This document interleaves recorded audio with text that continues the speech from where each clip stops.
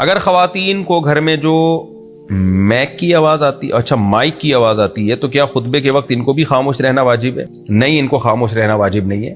دیکھیں خطبے کے وقت جو خاموشی واجب ہے وہ قرآن مجید میں اللہ تعالیٰ کا حکم ہے اذا قرئ القرآن فاستمعوا له وانصتوا، جب قرآن کی تلاوت کی جائے تو خاموشی سے سنو۔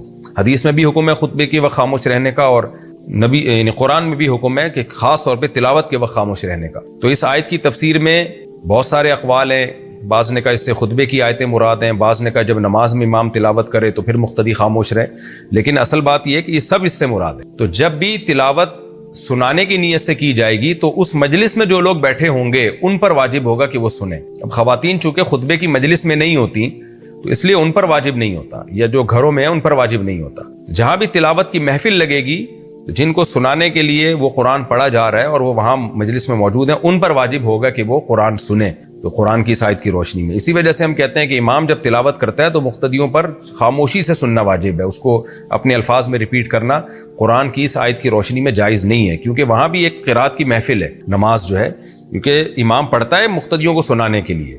تو خطبے میں بھی یہی ہے کہ جو وہاں بیٹھے ہیں ان پر تو واجب ہے، جو گھروں میں اگر کسی کے کان میں آواز پہنچ رہی ہے تو اس پر واجب نہیں ہے۔